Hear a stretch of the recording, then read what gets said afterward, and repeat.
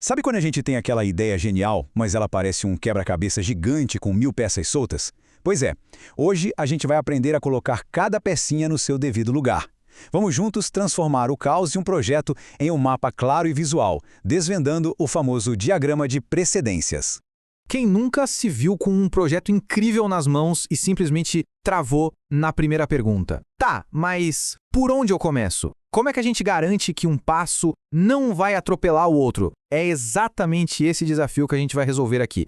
Então vamos lá, mergulhar nisso de cabeça. A primeira coisa, e isso é super importante, não é sair correndo para fazer as coisas. É primeiro entender o que precisa ser feito. Vamos quebrar nosso projeto grandão em pedaços bem menores, bem mais fáceis de gerenciar. E para deixar tudo bem prático, bem concreto, a gente vai usar um exemplo que todo mundo consegue visualizar: a organização de um almoço beneficente. Uma causa nobre, mas olha, cheia de detalhes que precisam ser coordenados, né? A primeira ferramenta que entra em cena é a WBS, a estrutura analítica do projeto. Parece um nome complicado, eu sei, mas a ideia é bem simples. Antes de listar as tarefinhas, a gente precisa olhar a foto inteira. Por isso, dividimos nosso almoço nos seus componentes principais: a parte de divulgação, a escolha do local e, claro, a parte de cardápio e comida. Pensa neles como os grandes blocos de trabalho do nosso projeto.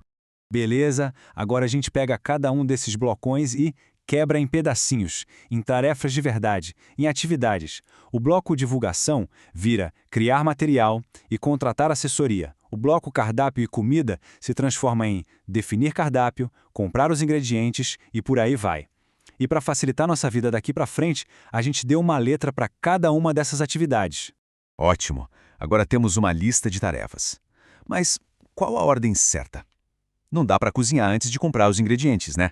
É exatamente aqui que a lógica das dependências entra em jogo e a coisa começa a ficar interessante.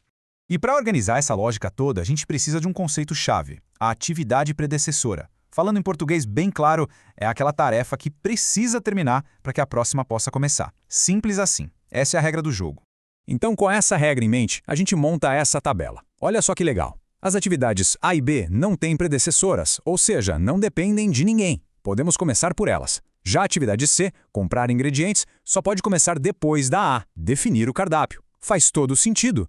E olha a F, cozinhar. Ela depende de duas coisas prontas: ter os ingredientes, C, e ter o local com cozinha, E. Essa tabela que bota ordem na casa.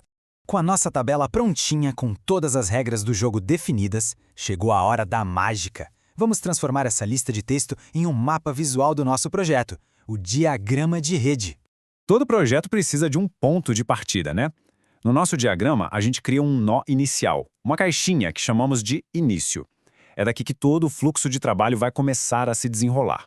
Lembra da nossa tabela? As atividades A, que é definir cardápio, e B, divulgar evento, não dependiam de ninguém. Por isso, são as primeiras que a gente conecta direto no início. Elas dão a largada num trabalho de verdade. Agora, a gente começa a conectar os pontos. A atividade C, comprar ingredientes, só pode acontecer depois da A. Então, o que a gente faz? Puxa uma seta saindo de A e apontando para C. Essa setinha significa exatamente isso. Ei, primeiro termina o A, depois pode começar o C. E o legal é que uma única atividade pode abrir várias portas. Depois que a atividade B, divulgar o evento, termina, a gente pode começar duas outras coisas: contratar a assessoria, que é a D, e escolher o local, a E. Por isso que saem duas setas da caixinha B, uma para cada nova atividade. E aqui temos um ponto crucial: a convergência. Para a gente poder começar a cozinhar, a atividade F, precisamos de duas coisas prontas: os ingredientes comprados, C, e o local definido, E. Por isso, duas setas chegam na caixinha F. Essa etapa só começa quando ambas as tarefas anteriores estiverem concluídas. E tcharam, tá aí o resultado. A gente conecta a última peça, G, servir a comida, que só pode começar depois de F, cozinhar. O que temos agora é um mapa visual completo do nosso projeto, do início ao fim. Qualquer pessoa da equipe pode olhar para isso e entender o fluxo. Aliás, essa técnica tem até um nome: diagrama de atividade no nó, ou AON. Então, só para a gente amarrar a ideia, a tabela e o diagrama são duas formas de enxergar a mesma lógica. A tabela é ótima para os detalhes, para a gente listar e conferir cada dependência. O diagrama é perfeito para entender o quadro geral, o fluxo, as conexões. Uma ferramenta complementa a outra. Certo. Agora a gente tem um mapa visual incrível do projeto. Mas e o tempo? Como é que isso se transforma em um cronograma com datas de verdade? Antes de colocar o tempo na conta, vamos só reforçar o valor do que a gente criou. Esse mapa visual não é só um desenho bonitinho. Ele nos força a pensar na ordem correta, a visualizar o fluxo de trabalho e a identificar as prioridades. E o mais importante de tudo, ele nos dá a base, o esqueleto para a gente responder à pergunta quanto tempo tudo isso vai levar. A etapa final é dar vida a este mapa com o fator tempo.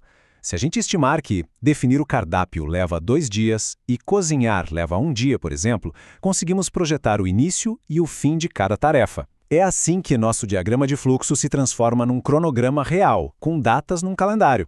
E agora, para a gente fechar, fica uma reflexão. Pensa aí em um projeto da sua vida, seja profissional, como lançar um produto, ou pessoal, como planejar uma viagem ou uma reforma. Como seria transformar aquela nuvem de ideias em um mapa claro como este? A clareza que essa ferramenta traz pode ser a diferença entre o sucesso e o caos.